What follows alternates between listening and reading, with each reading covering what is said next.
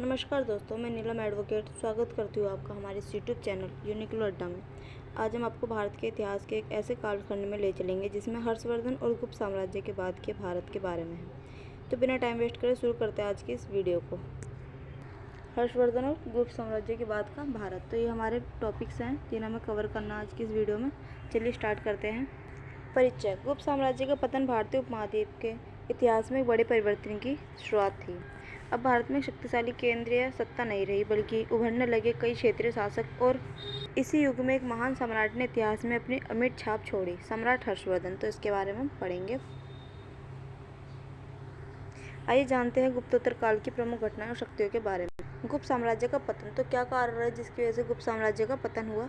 6वीं शताब्दी के मध्य में गुप्त साम्राज्य आंतरिक संघर्षों, कमजोर शासकों और हुण आक्रमणों के कारण कमजोर पड़ने लगा। कई प्रांतों ने स्वतंत्रता घोषित कर दी और एक बार फिर भारत में राजनीतिक विखंडन की स्थिति उत्पन्न हो गई। तो आप ये भी पढ़ सकते हो कि क्या क्या कारण रहे हैं, यहाँ पे दे रखा है, जिसकी वजह से गुप्त साम्राज्य खत्म हो गया। हर्षवर्धन का उदय। अब हर्षवर्धन के बारे में जानेंगे।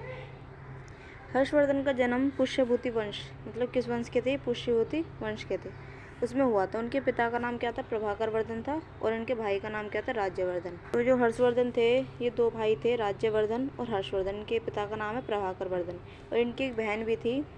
बहन का जो नाम है वो राज्यश्री है।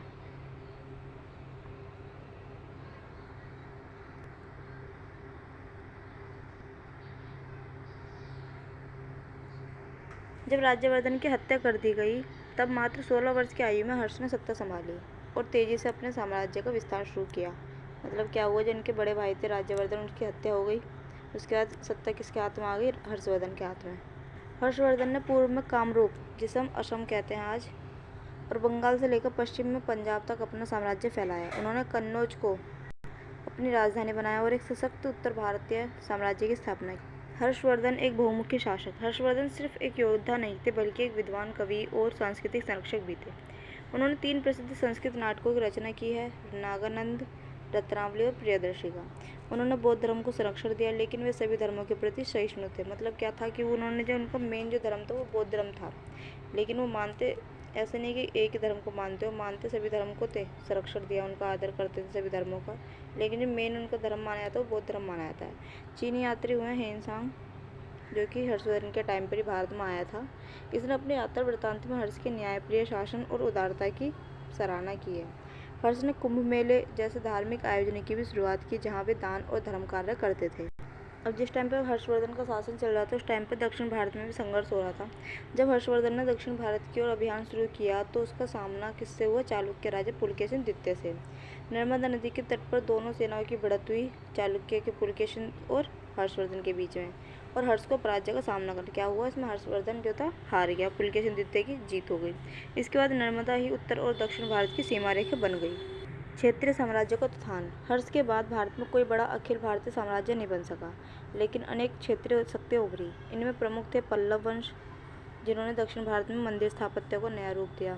चालुक्य वंश, जिन्होंने भारत की वास्तुकला को नई दिशा दी। राष्ट्रकूट बाद में मध्य भारत में शक्तिशाली बनकर उभरे। पाल वंश, जिन्होंने नालंदा और विक्रमशिला जैसे शिक्षा केंद्रों को पुनर्जीवित किया। गुर्जर प्रतिहार वंश, जिन्होंने अरब आक्रमणों को रोका और पश्चिम भारत में प्रभुत्व बनाया। निष्कर्ष। गुप्तोत्तर काल में भले ही भारत में राजनीतिक एकता न रही हो, पर यह युग धार्मिक सहिष्णुता, कला, स्थापत्य और शिक्षा के क्षेत्र में अद्भुत उन्नति का समय था। यह काल हमें सिखाता है कि संस्कृति और ज्ञान की शक्ति कभी भी केवल एक साम्राज्य पर निर्भर नहीं होती।